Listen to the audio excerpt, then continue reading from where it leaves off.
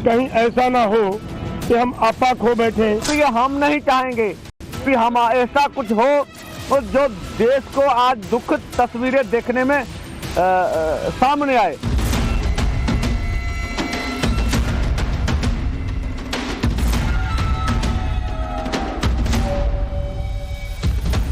पांचवें दौर की बैठक और उस बैठक में ऐसे सभी मुद्दे जिन मुद्दे पर हम मिलकर समाधान निकाल सकते हैं, वार्ता के लिए हम तैयार हैं।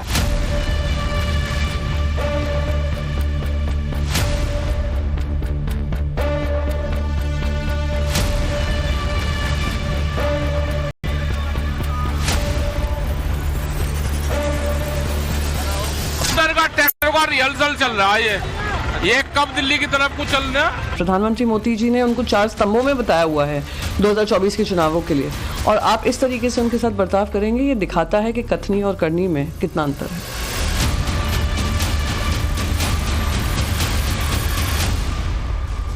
नमस्कार, टाइम्स साउंड और भारत पर देश के सबसे पसंदीदा डिबेट शो राष्ट्रवाद में आपका स्वागत है। आपके साथ मैं हूं राकेश पांडे। मेरी मौजूदगी है शंभू बॉर्डर पर अंबाला साइड में, और यहां से करीब 1 से 1.5 किलोमीटर दूर वो जगह है जहां से किसान आगे बढ़ना चाहते हैं, दिल्ली की ओर बढ़ना चाहते हैं। मेरे पीछे आप देखिए भारी बंदोबस्त यहां पर भी दिखाई दे रहा है, और यहां से जो लोग हैं, आम लोग हैं, उनकी गाड़ियों को रोका जा रहा है और मीडिया को भी इस रास्ते से आगे जाने की मनाही है। लेकिन लोग लगातार सवाल पूछ रहे हैं कि अगर ये किसानों का आंदोलन है तो फिर पोकलेन मशीन, जेसीबी ट्रैक्टर लेकर आखिरकार प्रदर्शनकारी क्यों पहुंच रहे हैं।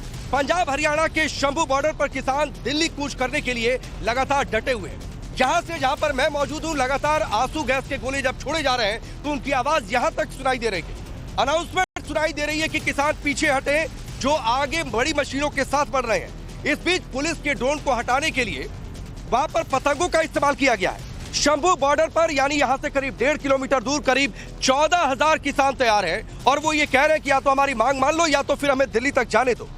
प्रदर्शनकारी Poclain machine, JCB tractor, shield, एक से बढ़कर एक बड़ी मशीनें लेकर अपने साथ पहुंचे हैं ताकि पुलिस की, प्रशासन की जो बैरिकेडिंग है उससे हटाया जा सके। इस बीच सरकार कह रही है कि बातचीत करेंगे। 5वें दौर की बातचीत का भी निमंत्रण दिया गया है। सरकार कह रही है कि वो हर मसले पर बातचीत के लिए तैयार है और बातचीत से ही समस्या का समाधान निकलेगा। सुनिए। मैं सबसे पहले तो ये कहूँगा कि चौथे दौर तक की बातचीत होने के बाद किसान संगठनों के माध्यम से जो प्रतिक्रिया आई, हम उसे संज्ञान में लेते हुए पुनः 5वें दौर की बैठक और उस बैठक में ऐसे सभी मुद्दे जिन मुद्दे पर हम मिलकर समाधान निकाल सकते हैं, वार्ता के लिए हम तैयार हैं। चाहे वो एमएसपी का हो, चाहे वो पराली का मुद्दा हो, चाहे एफआईआर का हो, चाहे क्रॉप डाइवर्सिफिकेशन का हो, ऐसे सभी मुद्दे पर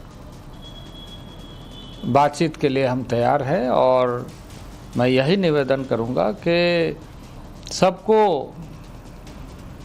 शांति के साथ ऐसे विषयों पर बातचीत करते हुए समाधान ढूंढने की जरूरत है।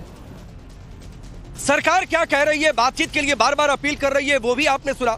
लेकिन इसके बावजूद आज एक अलग तरीके की तस्वीर सुबह से देखने को मिली है। बार बार आंसू गैस के गोले छोड़े जा रहे हैं।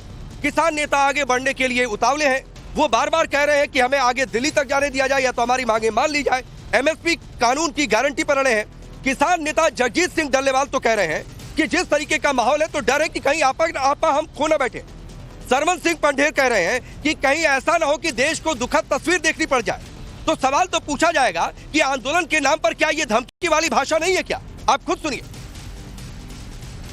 जिस तरह का माहौल है, सरकार जिस तरीके से अपनी जिद पे अड़ी हुई है, ऐसे हालात को बड़े दिमाग से, बड़ी समझदारी से हमें हैंडल करना होगा। कहीं ऐसा ना हो कि हम आपा खो बैठे। हमें पीसफुली प्रोटेस्ट करने के लिए ये नाका खोल के दिल्ली जाने का इजाजत दे दीजिए। ये संविधान है क्या देश के किसान मजदूर का? इससे गतिरोध खत्म हो जाएगा और आगे भी हमारे जवान है, इधर किसान है, वो भी हमारे परिवारों से है, हम भी अपने हैं। इसलिए हम नहीं चाहेंगे कि हम ऐसा कुछ हो जो देश को आज दुखद तस्वीरें देखने में सामने आए। सोचिए, आपा खो बैठेंगे, संविधान की बात हो रही है। हाई कोर्ट ने कहा कि भाई आंदोलन में हाईवे पर बड़े ट्रैक्टर, मॉडिफाइड ट्रैक्टर, इतनी बड़ी मशीनें नहीं चलनी चाहिए। तब संविधान की बात नहीं याद आती है, तब कोर्ट की बात याद नहीं आती है। ये सवाल पूछ रहे हैं और लोगों को परेशानी हो रही है, लोग भी ये सवाल पूछ रहे हैं। सिर्फ शंभू बॉर्डर पर नहीं बल्कि दिल्ली के गाजीपुर, सिंगू और टिकरी बॉर्डर पर भी सुरक्षा के कड़े बंदोबस्त किए गए हैं कि अगर यहाँ से किसान आगे निकलते हैं तो दिल्ली में प्रवेश न कर पाए। किसानों के दिल्ली कूच को देखते हुए कई लेयर की बैरिकेडिंग की गई है। इस बीच ग्रेटर नोएडा में भी किसानों ने आज मार्च निकाला, तो यूपी के शामली में भी आज किसानों ने ट्रैक्टर मार्च निकाला।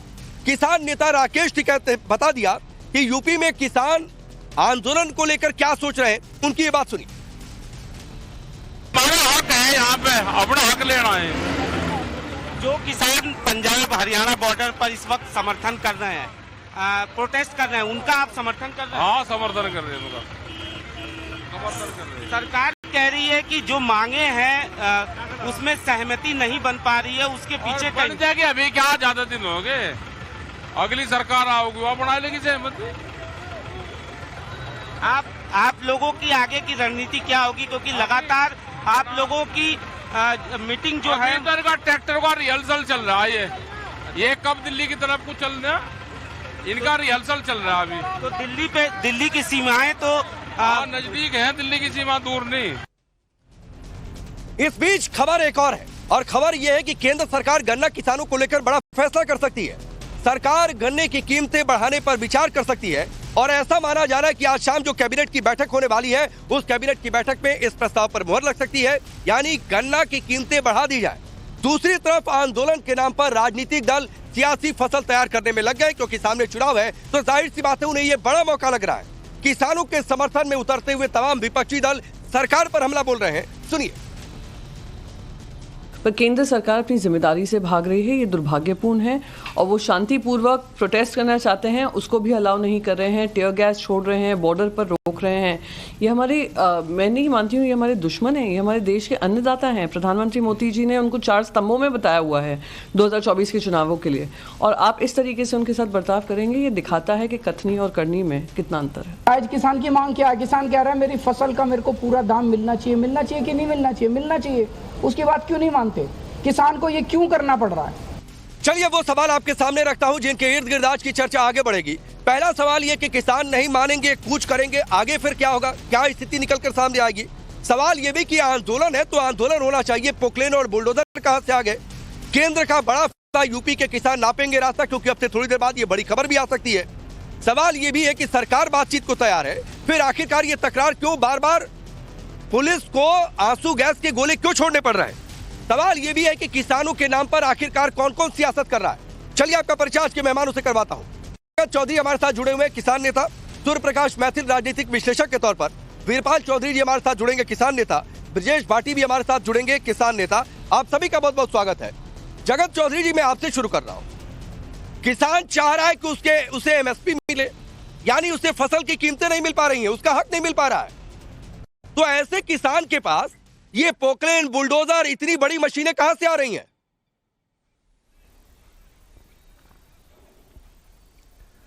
ये सारा जितना भी प्रोग्राम है ये मोटिवेटेड है और इसके पीछे केजरीवाल है।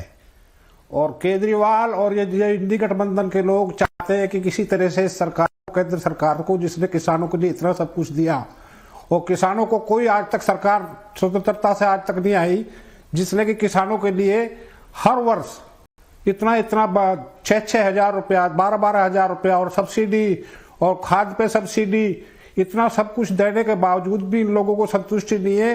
ये अपने मकसद में कामयाब होंगे नहीं और सरकार बिल्कुल तैयार है बातचीत करने के लिए। आज फिर गए कृषि मंत्री और कृषि मंत्री ने हर बार शांति स्वभाव के लिए इनसे कहा है कि शांति से करो, लेकिन समझ नहीं आ रहा। आंदोलन तो गांधी जी ने भी किया था।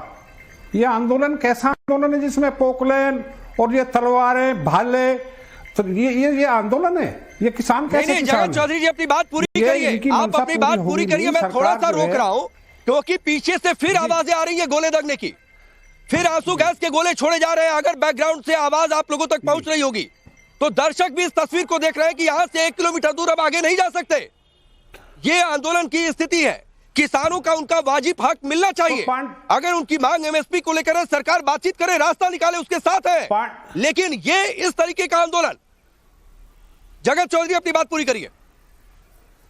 पांडे जी, मैं एक बात पूछना चाह रहा हूं कि जितने भी ये केजरीवाल जी हैं या हमारे खड़गे जी हैं, बुजुर्ग आदमी, 55 वर्ष तक यहां पे शासन था, पूरा 55 वर्ष कांग्रेस का शासन, और स्वामीनाथन ने इन्हीं के समय पे दिया था। यहां पे इनको जो भी दिया था इनके समय पे दिया था स्वामीनाथन आयोग ने, तो तब ये लोग क्यों नहीं कर पाए थे?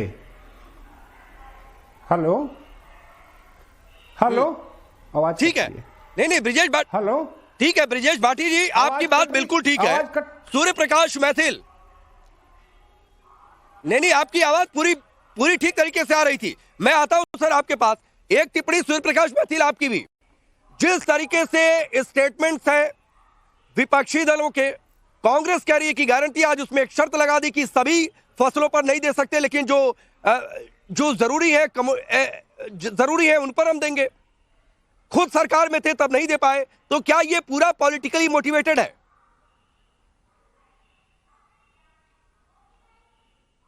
माता की जय, वंदे मातरम। और मैं आपको ये कहना चाहता हूं कि ये जितना भी आंदोलन है, ये सारा का सारा पॉलिटिकल मोटिवेटेड आंदोलन है। आप देखिए किस प्रकार के जो बयान है वो आ रहे हैं, जैसे कि हम अहिंसा में विश्वास करते हैं लेकिन हम अपना आपा भी खो सकते हैं और देश को दुखद तस्वीरें देखने को मिलेंगी। ये क्या है? ये किसान है। ये लोग जो तलवारें लेके दौड़ रहे हैं, जो लोग सुरक्षा बलों को ट्रैक्टर के नीचे मारने की साजिश कर रहे हैं, जो लोग पूरी प्रशिक्षण होकर ड्रोन को गिराने की टेक्निक जानते हैं, क्या वो लोग किसान हो सकते हैं? अरे मेरा किसान भाई तो आज भी खेत के अंदर अन्न उगाने के लिए खेती किसानी का कार्य कर रहा है। और मैं एक बात और कहना चाहता हूं आपसे राकेश भाई, यहाँ पर आपने 2 बाइट दिखाई, एक कांग्रेस के प्रवक्ता की और एक आम आदमी पार्टी के सुप्रीमो की। मैं बहुत जिम्मेदारी से यह पूछना चाहता हूं पूरे विपक्ष से कि यदि आपको इतनी ही चिंता है एमएसपी की, तो आप ही राज्यों में जहां जहां सरकारें हैं, चाहे वो पंजाब में आम आदमी पार्टी की सरकार है, कांग्रेस की जिन राज्यों में सरकारें हैं, आप वहां पर एमएसपी डिक्लेयर कर दीजिए ना। सबसे पहले आप एमएसपी डिक्लेयर कीजिए वहां पर, आप वहां तय कीजिए कि यहाँ पर इसी रेट पे फसल बिकेगी, उसके बाद आगे की कार्रवाई की जाएगी। लेकिन ये अपने घर में तो बैठकर किसानों पर लाठी चलाते हैं, गोलियां चलवाते हैं, लेकिन यहाँ केंद्र सरकार घेरने के लिए, अपनी राजनीतिक रोटियों को सेकने के लिए यहाँ पर ये लोग इस आंदोलन को हवा दे। चलिए ठीक है, ब्रिजेश भाटी जी भी हमारे साथ जुड़ चुके हैं। ब्रिजेश भाटी जी, मेरा सवाल बहुत सीधा सा है, जो सवाल मैंने पहले भी पूछा। एक किसान जो चाहता है उसकी फसल की कीमत मिल जाए, उसकी आमदनी बढ़ जाए, इसलिए वो आंदोलन कर रहा है, ठीक है। तो ऐसे किसान के पास ये पोकलेन मशीन, बुलडोजर कहां से आ जा रहा है भाई? इतनी बड़ी मशीन, उसका खर्चा, तेल का खर्चा, ये सारे सवाल लोग पूछ रहे हैं, हमारे सवाल नहीं है। पहली चीज है लोगों की परेशानी, वो एक अलग तरीके की परेशानी। ऊपर से भाषा ब्रिजेश भाटी, ऊपर से भाषा डल्लेवाल कह रहे हैं कि कहीं ऐसा ना हो जाए कि हम आपा खो बैठे, आप धमकी दे रहे हैं कि बात मान लो, वरना भाई देख लो क्या हो जाएगा। राकेश भाई, मेरी आवाज आ रही है? बिल्कुल आ रही है। मैं ये बता रहा हूं, ये जेसीबी, ट्रैक्टर, पॉपलेन, ये सब हमारे यंत्र हैं जिनसे हम खेती करते हैं। जब कहीं मिट्टी का ढेर होता है तो सुनो, इनसे पॉपलेन से खेती होती है, इन्हीं ट्रैक्टरों से होती है, जिन्हें आप कह रहे हैं कि कहां से आते हैं। पॉपलेन मशीन से कौन सी खेती होती है? मुझे ये बताओ, जो खेत को लेवल करते हैं तो क्या पॉपलेन नहीं चलती है उसमें? नहीं तो जेसीबी चलाते हैं क्या वहां पर? खेत में जेसीबी चलाई जाती है? क्यों नहीं चलाई जाती है? जब खेत को एक साथ करते हैं, लेवल करते हैं, जेसीबी से होता है। भाटी जी, मैं बीच में बोल रहा हूँ। अरे बीच में नहीं बोलो भैया, सुनो, मैं आपको सुन रहा था, सुनो, नेशनल टीवी बीच में मत बोलो। आपकी तो पता है हमें कितने बड़े किसान नेता, आप बीच में मत बोलो पहले। क्या बात कर रहे हो? अच्छा, बीच में मत बोलो, आप रुक जाओ। ब्रिजेश भाटी, सूर्य प्रकाश मैथिल आप शांत होंगे, सूर्य प्रकाश मैथिल आप शांत होंगे। जगत चौधरी भी किसान नेता है और ब्रिजेश भाटी भी किसान नेता है।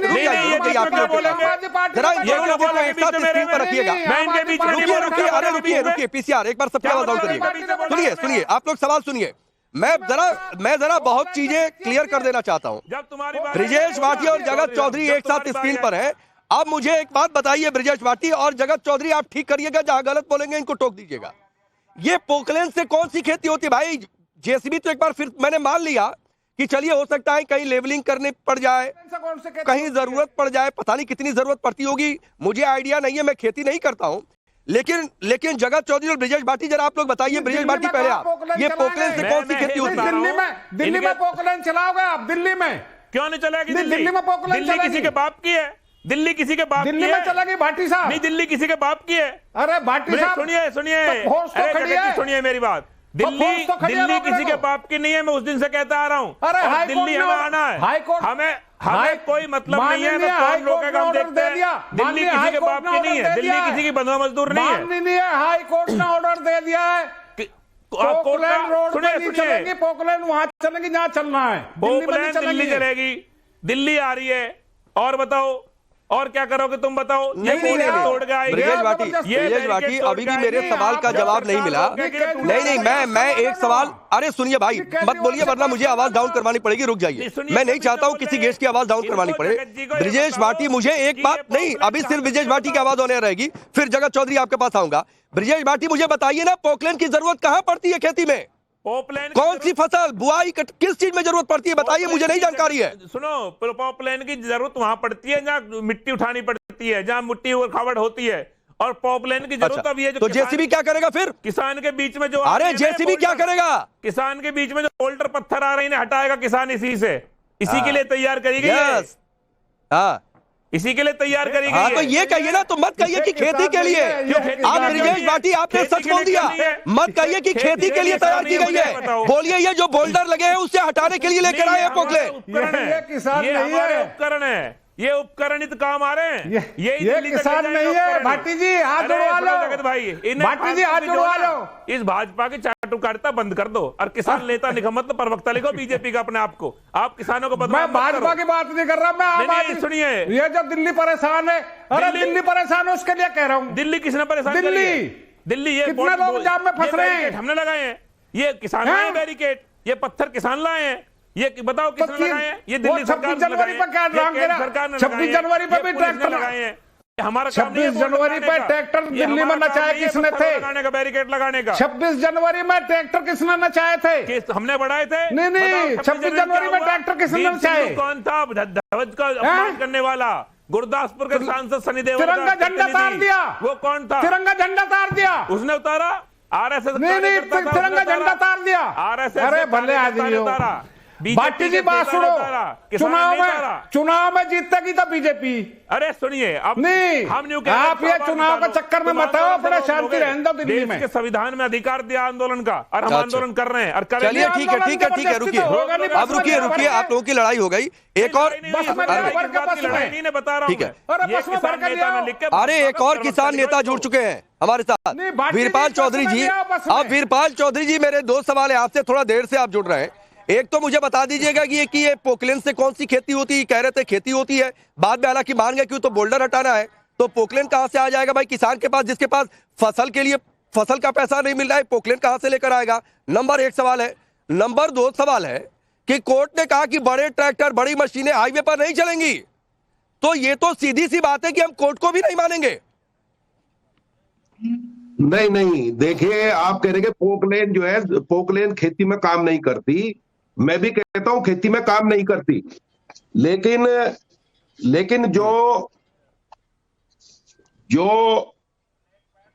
जो सड़क के ऊपर कील, जो सड़क के ऊपर बैरिकेडेड लगाए गए हैं, क्या ये किसान देश से बाहर से आए हैं?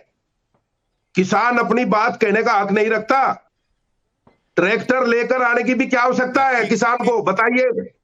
अभी जगत चौधरी कह रहे हैं कि शांति से रहने दो, तो शांति से जो है किसानों ने लगा रखी रोड पे बैरिकेडेड या सरकार ने लगा रखी है? जगत चौधरी बताएं। ये जो इतना बड़ा तामझाम जो पाकिस्तान के बॉर्डर पे भी नहीं है, सुनिए, पाकिस्तान के बॉर्डर पे भी इतना बड़ा तामझाम नहीं है।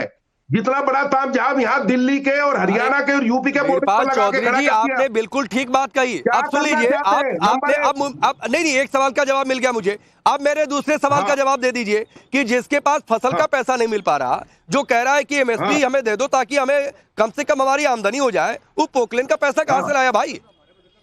नहीं, पोकलेन तो किराए पर लेके आए हैं। पोकलेन का पैसा कहां से लेके आए? खरीद के थोड़ा लेके आए। अच्छा, पोकलेन तो किराए पर आई है। उनके ड्राइवरों के खिलाफ भी जो है, इन्होंने जो ड्राइवर है पोकलेन के, सरकार ने उनके खिलाफ भी अच्छा, जो ठीक है, पोकलेन किराए का है। चलिए अब चलिए, अब एक बात और बता दीजिए, फिर सूर्य प्रकाश मैथिल एक साथ आपका रिप्लाई करेंगे। सुनिए, एक बात और बता दीजिए, पोकलेन किराए का है, यानी किराए के लिए पैसा है, फसल भाई हक मिलना चाहिए, मैं उसके खिलाफ बिल्कुल भी नहीं हूं। अब मुझे एक बात बता दीजिए, कहते हैं आप लोग कोर्ट की बात मानेंगे, संविधान की बात मानेंगे। कोर्ट कह रहा है कि आप आंदोलन करिए, शांतिपूर्वक तरीके से करिए, लेकिन हैवी मशीनें मत चलाइए। तो हैवी मशीनें कैसे चल रही हैं? यानी कोर्ट की भी नहीं मानेंगे, संविधान की भी नहीं मानेंगे। बॉर्डर पे कितने दिन से रुके हुए हैं? सरकार का वेट कितने दिन तक किया? 14 महीने यहाँ ठंड में, बारिश में, पानी में 750 किसान मर गए इनका इंतजार करते हुए। जब मरता क्या नहीं करता की स्थिति में किसान आ गया तो क्या करेगा? दिल्ली इसलिए तो आएगा कि दिल्ली से ही तो समाधान मिलेगा। इनको 21 लाख लोगों को बचाना है। सुनिए, इनको 21 लाख लोगों को बचाना है जो हमें लूट रहे हैं, किसानों को। नहीं, ठीक है, अरे ठीक है वीरपाल चौधरी, मैं जानबूझकर नहीं बीच में आ रहा हूं भाई, ताकि देश के लोग सुने और सुने की सच्चाई। क्या सूर्य प्रकाश मैथिल एक बात बता दीजिए, देखिए बहुत सारी बातें आ गई।